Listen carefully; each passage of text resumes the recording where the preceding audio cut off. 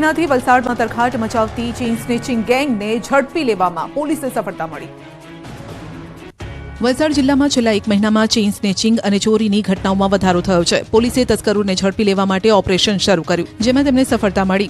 Valsad rural police station હદમાં 2 મહિલાઓના ગળામાં chain આંચકી ફરાર થઈ ગયા હતા, તો તિથલ રોડ પર બાઇક પર આવેલા 2 શખ્સોએ મહિલાના ગળામાંથી ચેઇન સ્નેચિંગનો પ્રયાસ કર્યો। સ્થાનિકોને હથિયાર બતાવી ધમકી આપી ફરાર થયા। આ પ્રકારની ઘટનાઓ જિલ્લા પોલીસ માટે માથાનો દુખાવો બની છે। એક જ મોડસ ઓપરેન્ડીથી ઘટનાને અંજામ આપતી ગેંગને ઝડપી લેવા પોલીસે 500થી વધારે સીસીટીવી ચેક કર્યા।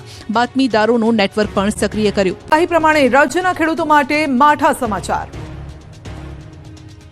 જાણીતા આગાહીકાર અંબાલાલ પટેલે શિયાળુ પાક પર પવનનો ખતરો તોડાતો હોવાની આગાહી કરી। અંબાલાલ પટેલે આગામી 3 દિવસમાં રાજ્યમાં ભારે પવન ફૂંકાવાની આગાહી કરી છે, જેના કારણે ઘઉં, બાજરી, મકાઈ તેમજ બાગાયતી પાક ઢળી પડશે તેવી આગાહી છે। અરબ સાગરમાં હિલચાલના કારણે રાજ્યમાં 15થી 20 કિલોમીટરની ઝડપે પવન ફૂંકાઈ શકે છે। રાજ્યમાં હાલ ઠંડીમાં ઘટાડો થવાની પણ આગાહી છે। જો કે અંબાલાલનું કહેવું છે કે મધ્ય ગુજરાતના ભાગોમાં ઠંડીમાં વધારો થઈ શકે છે અને 10 ફેબ્રુઆરી બાદ મધ્ય ગુજરાતમાં ગરમી પણ વધશે। રાજ્યમાં 19 ફેબ્રુઆરી બાદ ઉનાળા જેવી ગરમીનો અનુભવ થશે।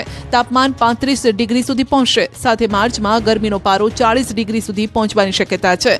જો કે 26 એપ્રિલથી રાજ્યમાં વિધિવત રીતે ઉનાળાની શરૂઆત થશે। મે માસમાં ગરમીનો પારો 45 ડિગ્રી પાર જવાની શક્યતા છે। સાથે જ પાડોશી રાજ્યમાં ગરમીનો પારો 50 ડિગ્રીએ પહોંચી શકે છે। સિવિલમાં ઉંદરોનું રાજ હોય તેવા દ્રશ્ય સામે આવ્યા। અનેક સુવિધાઓના દાવા કરતી હોસ્પિટલમાં દર્દીઓ ઉંદરોથી પરેશાન। રાજકોટ સિવિલમાં છેલ્લા ઘણા સમયથી ઉંદરોએ આતંક મચાવ્યો છે। સિવિલમાં જાણે ઉંદરોનું રાજ હોય તેવી સ્થિતિનું નિર્માણ થયું છે। આ દ્રશ્યો પણ એ વાતનો પુરાવો આપી રહ્યા છે। રાજકોટ સિવિલ હોસ્પિટલમાં ઉંદરોનો આતંક સામે આવ્યો। સિવિલ હોસ્પિટલમાં સારવાર લઈ રહેલા નાના બાળકો પણ ઉંદરોના ત્રાસથી નથી બચી રહ્યા।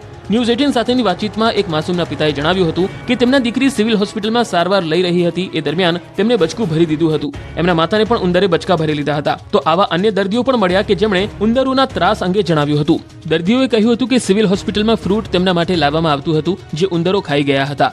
આવા ફ્રૂટ ખાવાથી તે વધુ બીમાર પડી શકે છે। તો અહીંયા દર્દીઓના સગાઓએ પણ જણાવ્યું કે સિવિલ હોસ્પિટલમાં ઉંદર મોટા પ્રમાણમાં છે, જેમના કારણે તેઓને સતત ડર લાગ્યા કરે છે। ત્યારે કોવિડના સમયે બનેલી નવી સિવિલ હોસ્પિટલમાં જ ઉંદરોનો ત્રાસ સતત વધી રહ્યો છે। ત્યારે તાત્કાલિક ઉંદરોના ત્રાસમાંથી દર્દીઓને મુક્તિ આપવામાં આવે તેવી માંગ પણ દર્દીઓના સગા કરી રહ્યા છે। સિવિલ સુપ્રિન્ટેન્ડન્ટનું કહેવું છે કે ઉંદરોના ત્રાસની ફરિયાદ મળી છે। ઉંદરો અને પેસ્ટ કંટ્રોલ માટે સેન્ટ્રલ એજન્સીને કોન્ટ્રાક્ટ આપવામાં આવ્યો છે, પરંતુ એજન્સી તરફથી કોઈ જવાબ નથી મળ્યો। એજન્સીને આ મામલે રિમાઇન્ડર પણ કરાવ્યું છે, પરંતુ ત્યાંથી માત્ર વાયદા જ મળ્યા કરે છે। ત્યારે સવાલ એ છે કે એજન્સી અને તંત્રના પાપે દર્દીઓ ક્યાં સુધી ઉંદરોથી હેરાન થતા રહેશે।